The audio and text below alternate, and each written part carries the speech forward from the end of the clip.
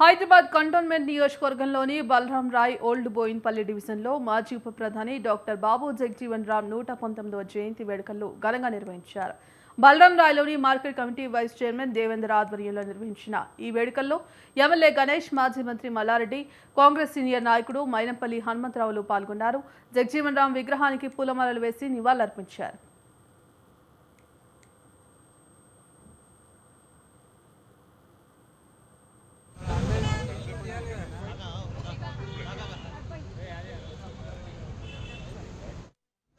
బాబు జగజీవన్ రామ్ గారి 119వ జయంతి సందర్భంగా అందరికీ కూడా శుభాకాంక్షలు. మనం అందరం కూడా ప్రతి సంవత్సరం మన దేవుడు ఆయన జగజీవన్ రామ్ జయంతి తప్పకుండా చేస్తాడు. తప్పకుండా నేను ఎంపీ ఉన్నప్పటి సంది కూడా గత 12 సంవత్సరాల సంది కూడా కంటిన్యూగా నన్ను పిలుస్తాడు. ఈ జయంతి రోజు తప్పకుండా ఆయనకు కూడా చాలా వాళ్ళ బృందానికి కూడా అందరికీ కూడా ధన్యవాదాలు. బాబు జగజీవన్ రామ్ స్వాతంత్ర సమరయోధుడు, మన దేశానికి ఉప ప్రధానిగా కూడా చేసిండు. బడుగు బలైన వర్గాలకు ఎంతో సేవ చేసిండు, వాళ్ళ కోసం పోరాటం చేసిండు. ప్రతి ఒక్కరికి విద్యను అందించాలని కూడా ఆయన పోరాడిండు. దేశం కోసం పెద్ద పోరాడిన మహాత్ముడు, గొప్ప వ్యక్తి. ఆయన కూడా ఇలా మా అందరికి కూడా జయంతి సందర్భంగా మనందరికీ కూడా శుభాకాంక్షలు. అందరికీ బాబు జగజీవన్ రామ్ గారి జయంతి శుభాకాంక్షలు. కృషి ఉంటే మనుషులు ఋషి అవుతారు అంటారు. దానికి నిదర్శనం బాబు జగజీవన్ రామ్ గారి జీవితం, చరిత్ర. వారు ఒక పేద దళిత కుటుంబంలో పుట్టి భారతదేశానికి ఉప ప్రధానిగా ఎదిగిరంటే చిన్న మాట కాదు, చాలా పెద్దది. ఎన్నో వివక్షలు అనుభవించి, ఎన్నో బాధలు అనుభవించి, ఎన్నో ఇబ్బందులు అనుభవించి ఇక్కడి నుంచి పేద కుటుంబం నుంచి దేశ ఉప ప్రధాని దాకా ఎదిగిందంటే చిన్న విషయం కాదు, చాలా పెద్దది. వారు 50 సంవత్సరాలు పార్లమెంటరీగా, 30 సంవత్సరాలు కేంద్ర మంత్రిగా, అందరికన్నా చిన్న వయసులోనే క్యాబినెట్ మినిస్టర్ కూడా వారు చేశారు. వారు చేసిన ప్రతి పోర్ట్ఫోలియోకు న్యాయం చేశారు. మీకు మనందరికీ తెలుసు, వారు డిఫెన్స్ మినిస్టర్ ఉన్నప్పుడు 1971లో కూడా పాకిస్తాన్ తోటి యుద్ధం గెలిచి బంగ్లాదేశ్ కూడా సపరేట్ చేసిన ఘనత కూడా మన బాబు జగజీవన్ రామ్ గారి జయంతి. ఈరోజు వారి జయంతి సందర్భంగా వారి విగ్రహానికి పూలమాలలేసి భారతదేశ మాజీ ఉప ప్రధాని డాక్టర్ బాబు జగజీవన్ రామ్ 119వ జయంతి ఉత్సవాలను తిరుపతిలో ఘనంగా నిర్వహించారు. పద్మావతిపురంలో పార్కులో ప్రత్యేక కార్యక్రమాలు నిర్వహించారు. డాక్టర్ బాబు జగజీవన్ రామ్ సేవలను కొనియాడారు.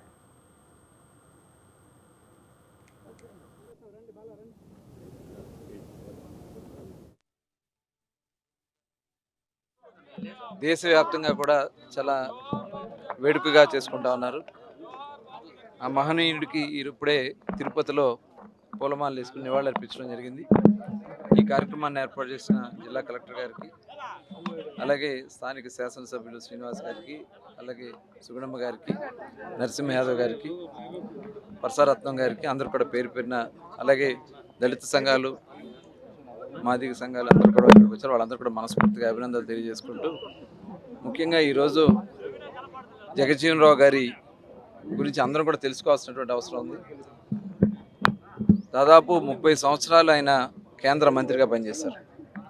రక్షణ శాఖ మంత్రిగా, అలాగే అగ్రికల్చర్ మినిస్టర్గా, లేబర్ మినిస్టర్గా ఒక సిద్ధాంతాలతో పనిచేసినటువంటి వ్యక్తి. అలాగే 50 సంవత్సరాలు ఆయన పార్లమెంటరీగా పనిచేసినటువంటి వ్యక్తి. మరి అతి చిన్న వయసులోనే జవహర్లాల్ నెహ్రూ గారి క్యాబినెట్ మినిస్టర్గా పనిచేసినటువంటి వ్యక్తి. సిద్ధాంతాలతో ఎమర్జెన్సీ సమయంలో కూడా ఇందిరాగాంధీ గారికి వ్యతిరేకంగా మాట్లాడినటువంటి వ్యక్తి కూడా జగజీవన్ రామ్ గారే. ఇవాళ వారి ఆశయాన్ని ముందుకు తీసుకెళ్లాల్సినటువంటి అవసరం ఉంది. ముఖ్యంగా మన రాష్ట్రంలో గౌరవ ముఖ్యమంత్రి చంద్రబాబు నాయుడు గారు ఎన్నో సంవత్సరాలుగా మన ఎంఆర్పిఎస్ సోదరులు అనేక పోరాటాలు చేశారు. వర్గీకరణ కోసం మరి కోరిన మీదట ఈరోజు ఈ ప్రభుత్వం కృష్ణా జిల్లా బంటుమిల్లి మండలంలో బాబు జగజీవన్ రామ్ 119వ జయంతి వేడుకలు ఘనంగా నిర్వహించారు. ఈ కార్యక్రమానికి ముఖ్య అతిథిగా పాల్గొన్న ఎమ్మెల్యే కాకితి కృష్ణప్రసాద్ ఆలయ చిత్రపటానికి పూలమాల వేసి నివాళులర్పించారు. కులం లేని సమాజ నిర్మాణమే ధ్యేయంగా బడుగు బలహీన వర్గాల అభ్యున్నతికి కృషి చేసిన మహనీయుడు బాబు జగజీవన్ రామ్ అని కొనియాడారు. ఈ కార్యక్రమంలో కూటమి నాయకులు, కార్యకర్తలు, అభిమానులు పాల్గొన్నారు.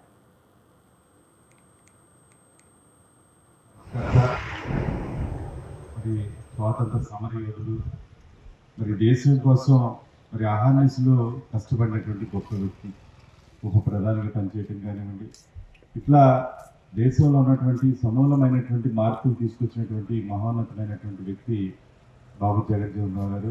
ఇటువంటి గొప్ప వ్యక్తి మనం ఘనమైనటువంటి నివాళులు అర్పిస్తూ ఆయన యొక్క ఆశయాలకు అనుగుణంగా మనందరం కూడా అదే తరహాలో మరి దేశం కోసం మనందరం కూడా నెల్లూరు జిల్లాలో జగజీవన్ రామ్ 119వ జయంతి సందర్భంగా కావలిలో ఘనంగా నిర్వహించారు. ఈ వేడుకల్లో ముఖ్య అతిథిగా పాల్గొన్న ఎమ్మెల్యే కావ్య కృష్ణారెడ్డి జగజీవన్ రామ్ చిత్రపటానికి పూలమాలలు వేసి ఘనంగా నివాళులర్పించారు. పేద ప్రజల హక్కుల కోసం జగజీవన్ రామ్ చేస్తున్న సేవలు చిరస్మరణీయమని కొనియాడారు.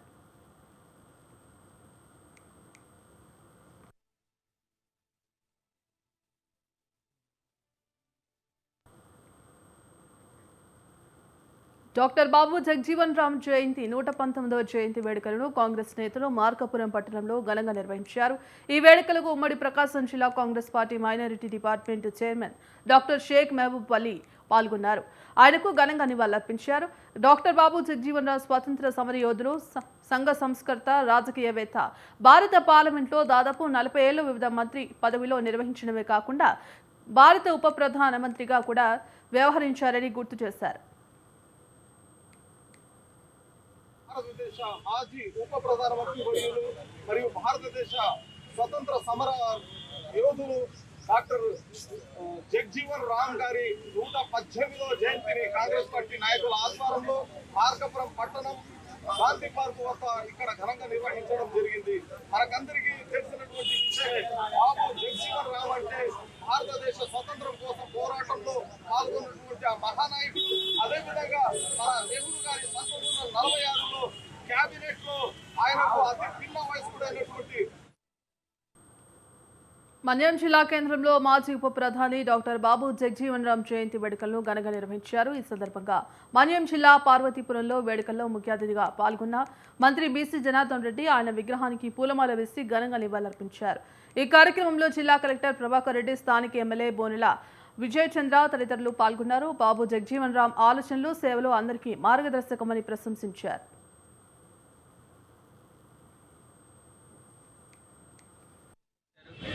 విప్లవం తీసుకొచ్చున్నారు. ఇప్పుడు న్యాయ వ్యవస్థలో చాలా వరకు మార్పులు ప్రధాన కారణం బాబు జగజీవన్ గారు. ఆయన న్యాయశాఖ మంత్రిగా ఉండేటప్పుడు చాలా వరకు మార్పులు తీసుకురావడం జరిగింది. 78 సంవత్సరాల ఈ యొక్క అభివృద్ధి చెందిన భారతదేశంలో, నూతన చరిత్ర గల భారతదేశంలో దాదాపుగా 55 సంవత్సరాలు ఆయన రాజకీయ జీవితం ఉంది. అంటే భారతదేశ ఎదుగుదలలో కూడా సగం కంటే ఎక్కువ ఆయన శ్రమ ఈ భారతదేశ అభివృద్ధిలో ఉన్నదనే విషయాన్ని మనం అందరూ గుర్తించాల్సిన అవసరం ఉంది. ఆయన ఒక దళిత నాయకుడిగా కాకుండా దేశ నాయకుడిగా పేరుందన్నాడు. అప్పట్లో ఇందిరాగాంధీ కాదన్నా కానీ తనంటూ తను ఏదైనా చూపించుకోవడం జరిగింది. ఆయన మీటింగ్ కూడా ఆపాలని ప్రయత్నంలో కూడా ఢిల్లీలో జరిగినప్పుడు తీసుకొచ్చి హరిత విప్లవం తీసుకొచ్చారు. భద్రాద్రి కొత్తగూడెం పట్టణం పోస్ట్ ఆఫీస్ సెంటర్లో మాజీ ఉప ప్రధాని డాక్టర్ బాబు జగజీవన్ రామ్ 119వ జయంతి వేడుకలను ఘనంగా నిర్వహించారు. షెడ్యూల్ కులాల అభివృద్ధి శాఖ ఆధ్వర్యంలో నిర్వహించిన ఈ కార్యక్రమంలో ముఖ్య అతిథిగా జిల్లా కలెక్టర్ అంకిత్, జిల్లా ఎస్పీ రోహిత్ రాజు పాల్గొన్నారు. ఈ సందర్భంగా బాబు జగజీవన్ రామ్ చిత్రపటానికి పూలమాలలు వేసి నివాళులర్పించారు. దేశానికి కీలకమైన డిఫెన్స్, అగ్రికల్చర్ శాఖలను ఆయన అత్యంత బాధ్యతతో నిర్వహించారని గుర్తు చేశారు. జగజీవన్ రామ్ గురించి ఎంత చెప్తే తక్కువ. నేను కూడా చాలా ఇప్పుడు కాంపిటెంట్ అండ్ చాలా ఇప్పుడు ఎక్స్పీరియన్స్ మంది వారు వేరే వేరే పొజిషన్స్ లో గవర్నమెంట్ ఆఫ్ ఇండియాలో డిఫెన్స్ మినిస్టర్ గా, అగ్రికల్చర్ మినిస్టర్ గా డిఫరెంట్ పొజిషన్స్ లో అక్కడ పని చేస్తున్నప్పుడు డిఫరెంట్ అక్కడ ప్రోగ్రామ్స్ స్టార్ట్ చేసి ఇందాక ఇప్పుడు still now it is on going చాలా స్కీమ్స్ ఉన్నాయి. సో బాబు జగజీవన్ రామ్ గారి ఇది జీవితం నుండి స్ఫూర్తి తీసుకొని అందరికి పని చేయాలి. అందుకని ఇప్పుడు ఈ రోజు కూడా ఈ చాలా మన దేశంలో చాలా మంది ఇప్పుడు డాక్టర్ బాబాసాహెబ్ అంబేద్కర్ గారి, బాబు జగజీవన్ రామ్ గారి ఇప్పుడు జన్మించారు. సో వారి గురించి ఇప్పుడు పిల్లలకి కూడా ఇప్పుడు అవగాహన ఉండాలి. ఇది అందుకని ఇప్పుడు స్కూల్స్ లో కూడా అప్పుడు కార్యక్రమాలు ఇవన్నీ మనం పెడుతున్నాము. సో వారి జీవితం నుండి స్ఫూర్తి తీసుకొని అందరికీ పని చేయాలి. అండ్ ఇప్పుడు అడ్మినిస్ట్రేషన్ పరంగా కూడా మనం ఇప్పుడు పని చేస్తున్నాము. వాళ్ళ పరంగా ఇప్పుడు డివిఎస్సిడిఓ గారు, డిఎస్సిడిఓ గారు, డిటికే ట్రైబల్ డైరెక్టర్ గారు, సో అందరం ఇప్పుడు వారి లైఫ్ నుండి, జీవితం నుండి స్ఫూర్తి తీసుకొని పని చేయాలి. అందరికీ చాలా బాబు జగజీవన్ రామ్ గారు ఎందుకంటే ఎంతో నిరుపేద కుటుంబం నుంచి ఎన్నో అవరోధాలు ఎదుర్కొని ఈ స్థాయికి వచ్చి మన దేశంలోనే అన్ని క్యాబినెట్ ర్యాంకులలో అన్ని పోర్ట్ఫోలియోస్ చూసి లాంగ్ స్టాండింగ్ క్యాబినెట్ మినిస్టర్ గా ఉన్నది ఏకైక వ్యక్తి మన బాబు జగజీవన్ రామ్. ఏవైతే ఎంజాయ్ చేస్తున్నామో వీళ్ళు అప్పుడు కష్టపడ్డ వాటి ఫలితాలు ఇవన్నీ కూడా. ఇప్పుడు బాబు జగజీవన్ రామ్ గారు అన్ని రకాల పోర్ట్ఫోలియోస్ లైక్ కమ్యూనికేషన్స్ కావచ్చు, లేబర్ కావచ్చు, అగ్రికల్చర్, డిఫెన్స్, ఇవన్నీ అంటే ఇంపార్టెంట్ పోర్ట్ఫోలియోస్ ఆ స్థాయిలో ఉండి చేసిందంటే అంటే జయశంకర్ భూపాలపల్లి జిల్లాలో డాక్టర్ బాబు జగజీవన్ రామ్ 119వ జయంతి వేడుకలు ఘనంగా నిర్వహించారు. కలెక్టరేట్ కార్యాలయంలోని ఐటీఓసీలో నిర్వహించిన ఈ వేడుకల్లో ముఖ్య అతిథిగా ఎమ్మెల్యే గంట్ర సత్యనారాయణ, జిల్లా కలెక్టర్ రాహుల్ శర్మ పాల్గొన్నారు. ముందుగా జగజీవన్ రామ్ చిత్రపటానికి పూలమాలలు వేసి ఘనంగా నివాళులర్పించారు.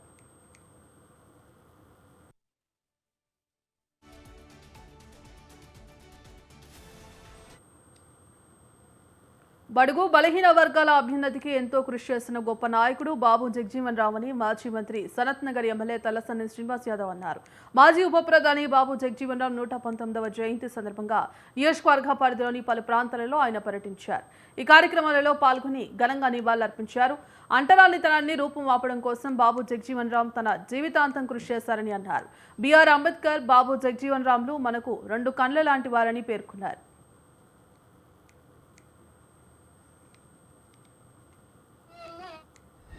పేద ప్రజల పక్షపాతి, బడుగు బలహీన వర్గాలు, బహుజనుల యొక్క పక్షపాతిగా ఉండి ఈ దేశానికి ఉప ప్రధానిగా పనిచేసినటువంటి గొప్ప నాయకుడు.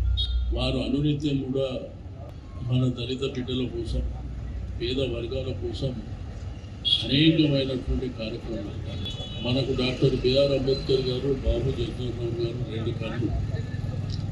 వీళ్ళు మన ఆశయాల కోసం ఆ రోజు నిలబడ్డారు కాబట్టి ఈరోజు మనకు ఆ రిజర్వేషన్లో ఆ ఫలితాలు అందుతున్నటువంటి సందర్భం. కాబట్టి చరిత్ర ఉన్నంత వరకు వాళ్ళు నిరంతరం మన మధ్యలోనే ఉండేటువంటి గొప్ప నాయకుడు. అంటే జనరల్గా మనుషులు పుట్టడం, చనిపోవడం అనేది సర్వసాధారణం. కానీ చరిత్ర కోసం నిలిచే వాళ్ళు ఎప్పుడు మన గుండెల్లో ఉండేటువంటి గొప్ప వ్యక్తుల్లో మరి బాబు జగజీవన్ రామ్ గారు ఒకరు. Doctor BR Ambedkar. కర్నూలు జిల్లా ఎమ్మిగనూరు ఎమ్మెల్యే జయనాగేశ్వరరెడ్డి గృహం వద్ద మహిళలు ముగ్గులు వేసి సంబరాలు జరుపుకున్నారు. కూటమి ప్రభుత్వం అధికారంలోకి వచ్చిన తర్వాత అమరావతిని రాజధాని చేయడం, కేంద్రంలో భవిష్యత్తులో ఎటువంటి పరిపాలకులు వచ్చినప్పటికీ రాజధాని అమరావతిని మార్చకూడదని చట్టం చేసిన విధానాన్ని వారు ప్రశంసించారు. ఆ చట్టం ప్రకారం నరేంద్ర మోదీ నాయకత్వంలో పార్లమెంట్లో ఆమోదం తెలిపినందుకు సంబరాలు జరుపుకుంటున్నామన్నారు. మార్కెటింగ్ మర్జర్ అనే దాన్ని విలీనమని చెప్పి మాట్లాడారు. నేను సూటిగా బుట్ట రేణుకమ్మ గారికి నేను ఒక సవాల్ విసురుతున్నాను. ఎక్కడైనా కానీ డాక్యుమెంట్ కానీ వైడబ్ల్యూసిఎస్ సొసైటీ ఆస్తులు కానీ ఎక్కడైనా కానీ మారుతాయి, లేకపోతే దాని ఆస్తులు అమ్మకానికి పెట్టాము, లేకపోతే ఆప్కోలో మర్జ్ చేస్తామనే డాక్యుమెంట్ ఎక్కడైనా ఉందా? ఎక్కడైనా ఉండింటే నేను రాజకీయాల నుంచి తప్పుకుంటా. నీకు దమ్ముంటే బుట్ట రేణుకమ్మ గారు మీరు రాజకీయాల నుంచి తప్పుకుంటారా? మాట మీద నిలబడింది. వైడబ్ల్యూసిఎస్కి సంబంధించినటువంటి ఇతరుల కళల రాజధాని అయినటువంటి అమరావతిని ఈరోజు మరొక్కసారి రాష్ట్ర ప్రభుత్వం, కూటమి ప్రభుత్వం అధికారంలోకి వచ్చిన తర్వాత కేంద్రంలో రానున్నటువంటి భవిష్యత్తులో 40 ఏళ్ల తర్వాత కూడా ఎటువంటి పరిపాలకులు వచ్చినా కూడా ఈ రాజధాని అంశాన్ని మార్చకూడదని చట్టం చేసి ఆ చట్ట ప్రకారంగా నరేంద్ర మోడీ గారి నాయకత్వంలో పార్లమెంట్లో ఆమోదం తెలిపినందుకు మేమందరం కూడా ఇక్కడ సంబరాలు చేసుకుంటున్నాం. విద్యుత్ దీపాలంకరణే కాకుండా మహిళలందరూ కూడా వారి వారి యొక్క నియోజకవర్గాలు, వారి ఇళ్ల ముందు కూడా ముగ్గులు వేసి అమరావతి రాజధానికి సంఘీభావం తెలుపుతూ ఆనందోత్సాహాల్లో పాల్గొనడం జరుగుతూ ఉంది. మరి ఈరోజు చూస్తున్నారు మీరు, గతంలో ఏదైతే ఒక వ్యక్తి అధికారంలోకి వచ్చిన తర్వాత ఒక్క అవకాశం అంటూ ఎలక్షన్ల ముందునే నిధుల కళల రాజధాని అయినటువంటి రాజన్న సిరిసిల్ల జిల్లా కోనరావుపేట మండలం మరిమట్ల గ్రామంలో అకాల వర్షాలకు నష్టపోయిన పంట పొలాలను రాష్ట్ర ప్రభుత్వ వైపు ఆది శ్రీనివాస్ పరిశీలించారు. ఈ కార్యక్రమంలో అడిషనల్ కలెక్టర్ నగేష్తో పాటు ఇతర అధికారులు, వ్యవసాయ అధికారులు పాల్గొన్నారు. శనివారం రాత్రి కురిసిన వర్షాల వల్ల 200కు పైచీలకు ఎకరాలు నష్టపోయినట్లు ప్రాథమిక అంచనాలు వేశారు. ప్రజాప్రభుత్వంలో ముఖ్యమంత్రి రేవంత్ రెడ్డి నేతృత్వంలో నష్టపోయిన రైతులకు ఆర్థిక సాయం అందిస్తున్నామన్నారు. కోనరావుపేట మండలం మరిమడ్లలో తెల్లవారుజామున రాత్రి నుంచి కురుస్తున్నటువంటి భారీ వడగళ్ల వర్షం వల్ల అధికారులు ప్రాథమిక అంచనా ప్రకారం 200 పైచీలకు నుంచి 250 ఎకరాల వరకు పంట నష్టం జరిగినట్టు, ధ్వంసం జరిగినట్టుగా కొందరు రైతులైతే ఈరోజు కోసడానికి కోసం అన్ని ప్రయత్నాలు మొదలుపెట్టినామని చెప్పనే మాట కొందరు చెప్తా ఉన్నారు. చేతికి వచ్చిన పంట పోయిందనేటువంటి మాట కూడా గిరిజన రైతులతో పాటు గ్రామంలో ఉన్నటువంటి ఎస్సీ బీసీ రైతులందరూ కూడా చెప్తున్న మాట చూస్తుంటే కూడా బాధేస్తుంది. ఇప్పుడే వీర్రపల్లి మండలం లాల్సింగ్ తండా నుంచి కూడా అక్కడ కూడా మాకు నష్టం జరిగిందని చెప్తా ఉన్నారు. ఎక్కడ పంట నష్టం జరిగినటువంటి దాన్ని అంచనాలు వేసి ఇప్పుడే కలెక్టర్ గారు అదేవిధంగా మంత్రి గారితో కూడా ఈ అంశాన్ని ఈ విధంగా ఉంది, ఈ విధంగా సమస్యగా వడగళ్ల వర్షం వల్ల రైతుకు నష్టం జరిగిందనే మాట కూడా అందజేయడం జరిగింది. తప్పనిసరిగా ఈ కుటుంబాలను ఆదుకోవడానికి కోసం ఈ ప్రభుత్వం వచ్చిన తర్వాత అంతకంటే ముందు ఈ అకాల వర్షాల వల్ల వడగళ్ల వల్ల నష్టపోతుంటే ఎలాంటి నష్టపోయిన రానటువంటి సందర్భం. సిద్దిపేట జిల్లా హుస్నాబాద్లో రాష్ట్ర ప్రభుత్వ ఉద్యోగ ఉపాధ్యాయ సంఘాల ఆధ్వర్యంలో నిరసన ర్యాలీ చేపట్టారు. 317 జీవో బాధితులకు న్యాయం చేసి వెంటనే 190 జీవో ద్వారా డిప్యూటేషన్లు కల్పించాలని డిమాండ్ చేశారు. 4.5 సంవత్సరాలుగా 317 జీవోతో ఇతర జిల్లాల్లో పోస్టింగ్ ఇవ్వడం వల్ల అనేక ఇబ్బందులకు గురవుతున్నామని ప్రభుత్వ ఉద్యోగులు ఆవేదన వ్యక్తం చేశారు. 9 గంటలకు అక్కడ విధులు నిర్వహించుకొని బస్ దిగి అక్కడ నుండి మళ్ళీ స్కూటర్ తీసుకొని నా విలేజ్కి వెళ్ళడం రావడం. నేను మొన్న రీసెంట్గా 10 days బిఫోర్ బస్ కింద పడేదాన్ని టెన్షన్లకు. ఇటు ఆన్లైన్ వర్క్, ఆన్లైన్ వర్క్ 25 బుక్కులు రాయడం టెన్షన్కు. మన కరీంనగర్లో మన హుస్నాబాద్ దిగి నిజామాబాద్ బస్ ఎక్కేసరికి కొంచెం అయితే మిస్టేక్లా బతికిపోయాను. ఆ రోజు నేను చనిపోయేదాన్ని. బస్ కింద పడ్డాను నేను. ఆ రోజు చాలా బాధపడ్డాను. రోజు డైలీ 3:30కి లేయడం, నిద్ర సరిగా లేకపోవడము, తిండి సరిగా లేకపోవడం, టెన్షన్లు. మన నేటివ్ ప్లేస్ కాదు, అక్కడ ఏమంటారు ఇక్కడ ఏమంటారు. ఈ 4.5 సంవత్సరాల నుండి ఒకరి చావులకు పోవడం లేదు, ఒక ఫంక్షన్లకు పోవడం లేదు. డ్యూటీ ఈ జబ్బలు లేవడం లేదు నాకు. రోజు మోసి ఈ ఎడమ జబ్బలు వేస్తలేదు సార్. ఇంకా కూడా కష్టాల్లో ఉన్న వారిని ఆదుకోవడంలో తాము ఎప్పుడూ ముందుంటామని మధురానగర్ వాకర్స్ అసోసియేషన్ సభ్యులు నిరూపించుకున్నారు. గంగాధర మండలం కాచిరెడ్డిపల్లి గ్రామానికి చెందిన గీకురు అంజయ్య గత కొంతకాలంగా క్యాన్సర్ వ్యాధితో బాధపడుతూ ఆర్థికంగా తీవ్ర ఇబ్బందులు ఎదుర్కొంటున్నారు. ఈ విషయం ఆ గ్రామానికి చెందిన పృథ్వీధర్ ద్వారా మధురానగర్ వాకర్స్ అసోసియేషన్ వారు తెలుసుకుని తమ వంతు సహాయంగా వారి కుటుంబానికి 15,000 రూపాయలు ఆర్థిక సాయం అందజేశారు. అనారోగ్యంతో బాధపడుతున్న నిరుపేద కుటుంబానికి అండగా నిలిచిన మధురానగర్ వాకర్స్ అసోసియేషన్ సభ్యులకు ప్రత్యేక కృతజ్ఞతలు తెలిపారు. పృథ్వీధర్ గౌడ్కు ఫోన్ చేసి మేము సాయం చేయాలనగా వాటి తోటి మిత్రులతోని రోజు వాకింగ్ చేసుకుంటూ వెళ్ళి సుఖ దుఃఖాలు మాట్లాడుకుంటూ ఇందులో ఈ విషయాన్ని తన మిత్రులకు చెప్పి పరిస్థితికి ఇలాంటిది అనగానే తోటి మిత్రులందరూ కలిసి తన వంతు సాయంగా 15,000 రూపాయలు మనిషికి నేర్చుకొని ఆపదలు ఉన్న వారికి ఆదుకుంటున్నారు. వీరందరికీ కాచిరెడ్డిపల్లి గ్రామ జంగారెడ్డిగూడెం మండలం మార్కండేయపురం టిట్కో గృహ సముదాయాన్ని పట్టణ టీడీపీ అధ్యక్షుడు కొన్రెడ్డి కిషోర్ ఆధ్వర్యంలో టీడీపీ నేతలు సందర్శించారు. కళాహీనంగా మారిపోయిన గృహ సముదాయాలను క్షేత్రస్థాయిలో పర్యటించి వాటి పరిస్థితిని చూసి ఆవేదన వ్యక్తం చేశారు. ప్రతి పేదవానికి పక్కా ఇల్లు ఉండాలని ఉద్దేశంతో అప్పటి సీఎం చంద్రబాబు ఈ గృహ నిర్మాణాలు చేపట్టారని గుర్తు చేశారు. కూటమి ప్రభుత్వం అధికారంలోకి వచ్చిన తర్వాత పేదవాడి సొంతింటి కలను నెరవేర్చేందుకు శరవేగంగా అడుగులు పడుతున్నాయన్నారు. కూటమి ప్రభుత్వం వచ్చిన తర్వాత పేదవాడి సొంతింటి కళ నెరవేర్చడానికి కూడా అందించాలని ఒక సదుద్దేశంతో మొన్న ఉగాదికి 2,50,000 ఇల్లు మొన్న గౌరవ ముఖ్యమంత్రి గారు అందరికీ ఇచ్చారండి. అట్లాగే ఇప్పుడు రెండో ఫేజ్లో జయశంకర్ భూపాలపల్లి జిల్లాలో ఘోరం జరిగింది. కన్న తండ్రిని కొడుకులు గొడ్డలితో నరికి చంపిన ఘటన స్థానికంగా తీవ్ర కలకలం సృష్టిస్తోంది. జయశంకర్ భూపాలపల్లి జిల్లా రేగొండ మండలం రేపాక గ్రామంలో తన తల్లి ఉండగా తండ్రి వేరొక మహిళతో అక్రమ సంబంధం కొనసాగిస్తుండగా రెడ్ హ్యాండెడ్గా పట్టుకున్నట్లు తెలుస్తోంది. దీంతో కొడుకులు కోపంతో తండ్రిపై గొడ్డలితో దాడి చేసి చంపేశారు. దాడిలో తండ్రి కూర చేరాలకు గాయాలు కావడంతో ఆసుపత్రికి తరలిస్తూ ఉండగా మార్గ మధ్యంలో మృతి చెందినట్లు వైద్యులు తెలిపారు. కొడుకులు రామలక్ష్మణులపై పోలీసులు కేసు నమోదు చేసి దర్యాప్తు చేస్తున్నారు.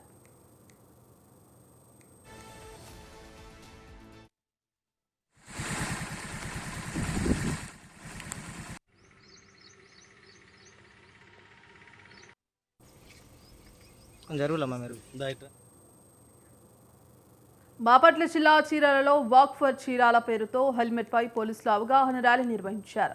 చీరాల 1 టౌన్ పోలీస్ స్టేషన్ వద్ద నుంచి హెల్మెట్ ధరించి బైక్ నడుపుతూ అవగాహన కల్పించారు. ఈ ర్యాలీలో వాకర్స్, స్వచ్ఛంద సంస్థలు ప్రతినిధులు పాల్గొన్నారు. ఇటీవల కాలంలో జరిగిన అనేక రోడ్డు ప్రమాదాల్లో హెల్మెట్ లేకపోవడంతోనే చాలా మంది ప్రాణాలు కోల్పోవడం జరిగిందని సిఐ సుబ్బారావు అన్నారు. బైక్పై ప్రయాణించే ప్రతి ఒక్కరూ ఖచ్చితంగా హెల్మెట్ ధరించాలని సూచించారు. నమస్కారం. మన బాపట్ల జిల్లా ఎస్పీ సారు ప్రజల యొక్క శ్రేయస్సును దృష్టిలో పెట్టుకొని ఈ మధ్య కాలంలో జరుగుతున్నటువంటి చాలా ప్రమాదాల్లో కూడా బాడీ ఇంజరీస్ కంటే కూడా హెల్మెట్ పెట్టుకోకపోవడం వల్ల మరణాలు ఎక్కువ సంభవిస్తున్నాయి. వాటిని దృష్టిలో పెట్టుకొని అవగాహన నిమిత్తం జిల్లాలో మండలాల్లో కానీ, జిల్లా హెడ్ క్వార్టర్స్లో కానీ, సబ్ డివిజన్ హెడ్ క్వార్టర్స్లో కానీ ఈ హెల్మెట్ మీద అవగాహన కార్యక్రమాలు నిర్వహించడం జరిగింది. దానిలో భాగంగా మన చీరాల టౌన్లో ప్రతి నెల మొదటి ఆదివారం నిర్వహిస్తున్నటువంటి wake up India walk for Chirala అనే ఈ ప్రోగ్రాంలో ఇవాళ హెల్మెట్ అవగాహన నిమిత్తం ఈ కార్యక్రమం చేయడం జరుగుతుంది. దయచేసి ప్రజలు ప్రతి ఒక్కరూ కూడా నేను టౌన్లోనే తిరుగుతున్నాను కదా, ఎక్కువ దూరం పోవట్లేదు కదా, నేను వెళ్తుంది కిరాణా షాప్కే కదా, నేను వెళ్తుంది కూరగాయలకే కదా, నేను వెళ్తుంది మెడికల్ షాప్కే కదా అని చెప్పనేసి ప్రతి ఒక్కరు కూడా చిన్న చిన్నగా ఆలోచిస్తారు. కానీ ప్రమాదం ఎప్పుడు ఎక్కడ ఎలా వస్తుందనేది మనకు తెలీదు. దీనికి ఎగ్జాంపుల్గా చెప్పాలి అంటే ఒక 5 days క్రితము మా పోలీసులోనే ఒక మెంబర్ అయినటువంటి ప్రకాశం జిల్లాకు చెందిన వ్యక్తి ఇంటి దగ్గర నుంచి బయలుదేరారు. జస్ట్ చిన్న చిన్న స్ట్రీట్స్లోనే కుక్క అడ్డం వచ్చిందని చెప్పనేసి సడన్గా తిప్పాడు. ఆ తిప్పే క్రమంలో కింద పడిపోయాడు. అందరికీ నమస్కారం.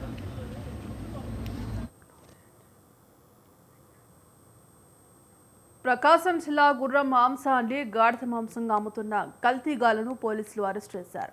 ఈ ఘటనలో 7గురిని అదుపులోకి తీసుకుని విచారణ చేస్తున్నారు. వారి వద్ద నుంచి 3 గుర్రాలకు చెందిన మాంసాన్ని, మరో 2 గుర్రాలను స్వాధీనం చేసుకున్నారు. వీటితో పాటు 4 ఆటోలు, ఓ కారు స్వాధీనం చేసుకున్నారు. ఒంగోలు ముంగుమూరుకు రోడ్డులోని పొలాలలో 7గురు వ్యక్తులు గుర్రాలను హతమార్చి మాంసంను గాడిద మాంసంగా అమ్ముతున్నట్లు సమాచారం అందడంతో ఈ దాడులు నిర్వహించినట్లు తెలిపారు. ఈ అగంతకులపై కేసు నమోదు చేసి దర్యాప్తు చేస్తున్నట్లు తెలిపారు.